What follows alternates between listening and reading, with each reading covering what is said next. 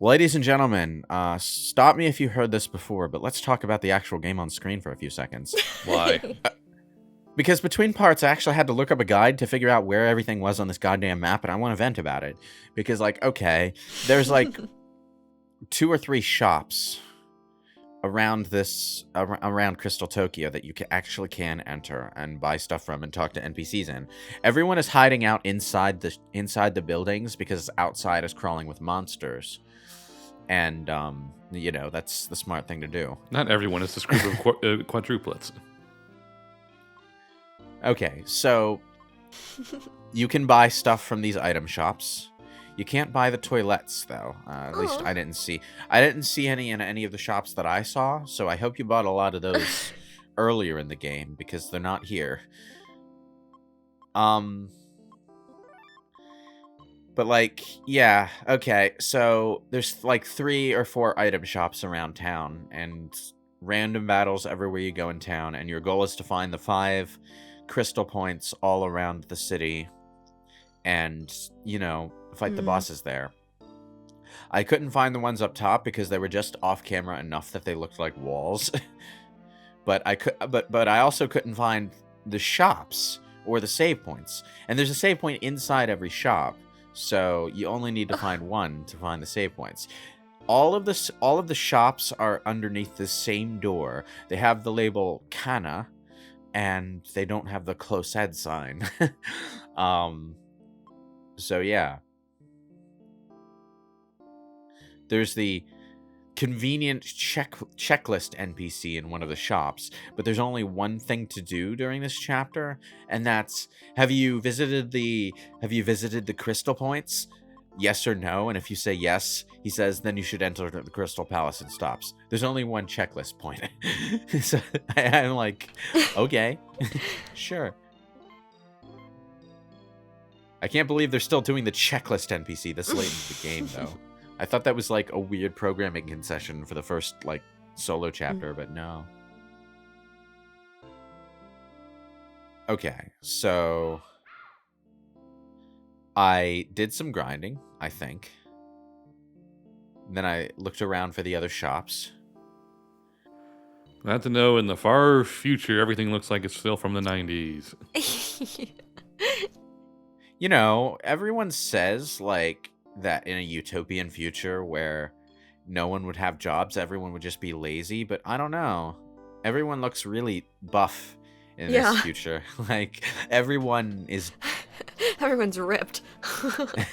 Everyone is Dragon Ball GT Vegeta. Well, they don't have to work, so they have time to go work out and stuff.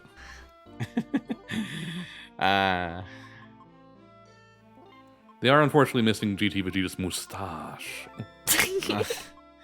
He didn't have that mustache for very long, did he? No, because everyone thought it was a stupid design, so they changed it.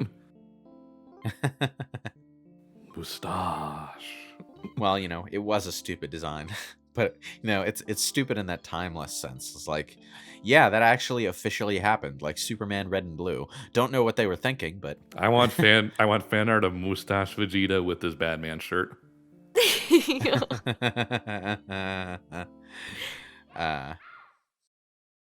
It'll be glorious. You all know it would be. Whenever Vegeta picks out his own normal human clothes, it's always interesting because, like, it's clear that the Saiyans didn't have fashion sense in that way. Well, because they didn't really wear casual clothes. Yeah. But, like, now that he has clothes to choose from... Oh, hi, it's Mehmet. This is, like, one of the few that I actually remember. I think she's from Arc 2. I'm not sure, though. To be fair, I guess Goku's not much better because his clothes that are either his karate gi or farmer garb. He never wears anything else. He just doesn't give a shit. No, he really doesn't. Vegeta, who is at least a little bit more social savvy, has at least, like, the idea that, like, his outfit gives people an impression that he can use if he's in an unexpected combat situation. So he does at least try to look tough,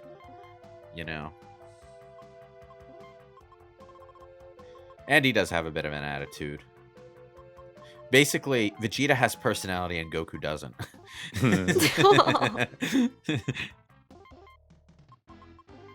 GT is just weird in general, because before the whole Tuffle thing goes to Earth, it's like any scene with Vegeta is basically just him being a weird dad to Bulla, her English transliteration name, because they couldn't call her Bra for obvious reasons. Yeah. Which is weird because Bulla is also able to fly and use super strength. Nowhere near the result of like the fighters, but it's like, no, she could just fly if she wants to, but she just wants to drive around. Right. I remember that. I didn't like that character. I'm not really sure why. Probably because she's functionally attitude-wise just Bulma Jr., but with now actual reason to be able to help, but doesn't. That's right. I remember now. She was reverse Goten. Utterly and completely boring. Okay. Yeah, now I'm suddenly remembering why I don't like much of anything after the Cell Saga. No, actually I tell a lie. I don't like much of anything after the Saiyaman stuff. Saiyaman stuff was fun. I like Videl as a character. I kind of, like, enjoyed the laid-back attitude that little mini arc had. But, then Boo happened, and it's just like everything is gods and monsters from that point onward. Yeah, I don't much care for Super either. It's weird how both Super and GT exist, but they both awful for completely different reasons. I mean, I like GT well enough, to be honest. It had a story. Yeah. A story that went off the rails at several points, but you know, it had a fairly strong concept. Also, Super Saiyan 4 is cool. That too. But like, Goku gets turned into a kid, and you know, he has to do something about that. And the Black Star Dragon Balls are honestly a better concept than the Super Dragon Balls, which are dumb. Super Dragon Balls only exist to be a MacGuffin to have tournament arcs over. Yeah, basically.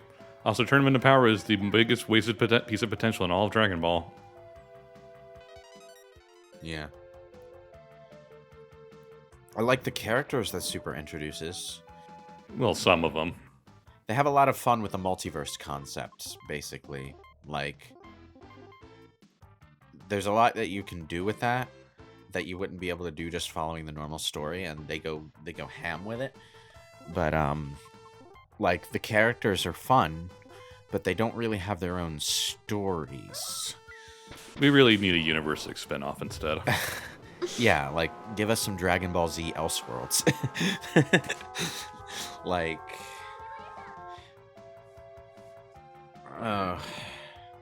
the Girl Saiyans, for example, have strong potential to be like the Dragon Ball equivalent of Gwen Stacy, Spider-Gwen. But like, they don't have the origin story that made her interesting in the first place. That made people want to see that as a full series of comics, you know? So they're just kind of tournament fighters. And Tournament fighters are able to go from not being able to transform at all to going Super Saiyan 2 with no problem whatsoever. It's like, we gotta transform into Super Saiyans. We need to do some wacky fusion earring hijinks. How do you transform into Super Saiyan? There's a little tingle on your back, and you just do that, and it's like, what? It's like you were already devaluing it with Goten, and now you just somehow made it even less important. Yeah. So, like, I guess what pisses me off about Dragon Ball Super is just, like, how many good ideas there are buried in it that could be good if the story surrounding it was good. Mm-hmm. And then there's like, genuinely, like, good moments. Like, I will say, like, I like the new Brawly story. I like it more than the old Brawly story. Well, Broly's like the only legitimately good thing from Super. Because remember, Battle of Gods is not Dragon Ball Super, it's Dragon Ball Z. Yeah, I guess. It's labeled under Dragon Ball Z. I have the Blu-ray on my shelf, so... Well, I mean, like, the movie version Yes. is better than the Super version. Yes, so I'm counting that one. But, like, I legitimately got an uncomfortable chuckle out of the moment where Frieza just kills Broly's father and then turns around and then dramatically declares, "Oh, it's a tragedy. He was killed by a stray shot." Tragedy. And he does this because he remembers that killing Krillin triggered Goku's Super Saiyan transformation. Which I thought was like the one time continuity was used cleverly in this goddamn series. Whatever happened to the Shredder form that Cooler had? I don't remember the Shredder form. Should I? I mean, it's a little bit more of a fun idea than just Frieza but gold. Yeah, I guess. yeah, actually, yeah, it is. But, like, Frieza but gold, actually, like, the reason they did that was because Frieza was mocking the Super Saiyans. Yeah, it's like, I get that, but just from a design standpoint, it's really lazy. It's just interesting that Frieza was able to make his. The Frieza race is monogendered. I keep forgetting. Frieza was able to make its the new form look the way Frieza wanted it to look, which indicates that they have some control over what their forms look like. And that's interesting to me. Like, it's the one clever thing they've ever done with the Frieza was actually some sort of ice demon retrocon thing. Retrocon? Retroactive continuity? I just sort of combined the actual words. We're making words today. No. Retcon means retroactive continuity, but, like, retcon is the abbreviation. I sort of, like, halfwayed myself between the full phrase and the abbreviation for no reason. Also, after all of these magical girl enemies, we're just fighting a woman in baggy pants with a fucking machine gun. Yeah, or a flamethrower or something. It's very odd. It's probably a flamethrower, because now that I'm looking at it, she has a pack on her back, yeah. Yeah, that looks more like a pack. I thought it was like a chain gun ammo line, but no, this is just such a weird enemy. Where did this one come from? I don't remember. Mm-hmm. Ah, well.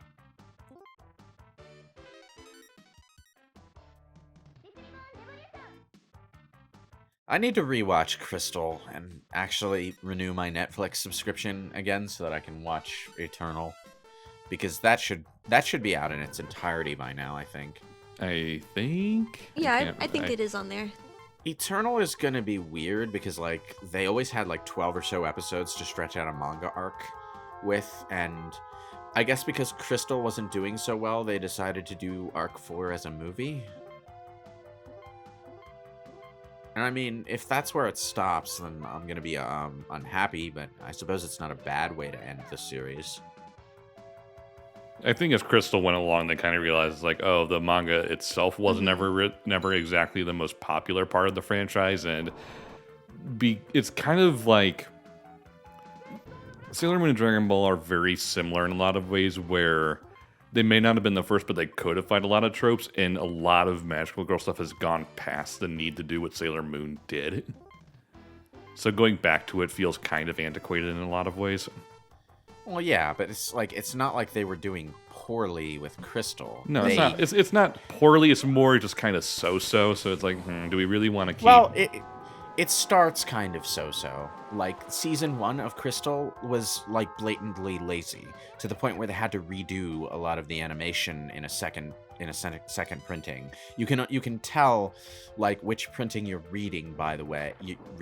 Which one which version of Crystal season 1 you're watching, by the color of this energy in the first episode. It's like blue in one version and red in the other. But like, there was a lot of lazy animation in season 1. It was like very much rushed, and they had to fix it. And then they had to improve on it in season 2. And it's actually kind of weird how they improve on it in season 2, because they just like make the animation generally better and make everything a little rounder, to the point where they actually redid season 1's opening with slightly rounder faces for everyone. Oh, wow. It's like and like more frames of animation. Like when Usagi opens her eyes all dramatically during the opening song, there's like 2 frames, and there's 2 frames of animation for it in the season 1 opening, and like they've quadrupled the number of frames that animation has in the season 2 version. It's like it's kind of like odd how they started and how they adjusted. But then season 3 happens, and they like rejigger the entire style of the show, and they emphasize a bit more of what the old anime used to do, but it's still generally following the manga arc, and does a really, really good job of it. And I would have liked to see them continue from that, but instead they did the movie thing. Okay. At least they had the brains to do a 2-part movie instead of trying to squeeze it all into one, because that wouldn't have worked. Yeah, that would have been extremely long. But like but they're still running with like, I want to say half the amount of time the anime series gave them to tell that story. So I'm a little nervous to see how it holds up,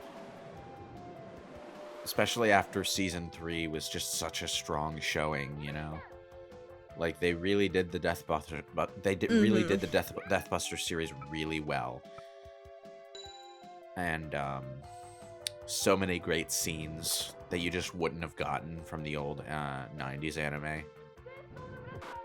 Like, I brought up earlier in the playthrough the Sailor Mercury infiltration scene in Mugen Academy, and that was just like an amazing scene, you know, where Ami sneaks in, she's sneaking around, there's security cameras and all. Eventually, after finding something, I think she gets caught out and has to escape. And she's on her own, and yeah, she has superpowers, but like she's on her own, and she doesn't really stand a chance in direct combat while she's by herself, so she has to flee. And she jumps out a window into a freaking pool, Yeah. and then bursts out of the pool using the water as a weapon. And it's like, wow, we've come a long way from just spamming the same bubble spray fog attack over and over, haven't we?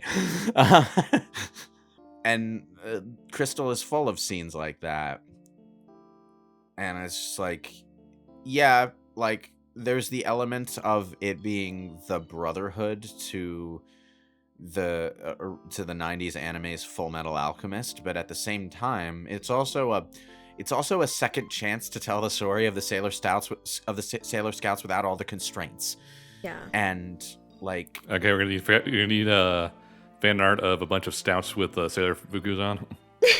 Yeah, and like, even when the series was animated in kind of a lazy way during season 1, they had some really great stuff going on in the episodes.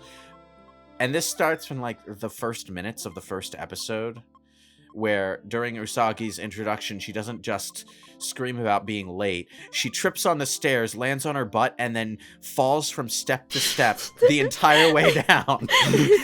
And it's such a dynamic shot. It's just like the perfect introduction to Usagi's clumsy side without being a cliche. It's just like a really well-directed introductory scene.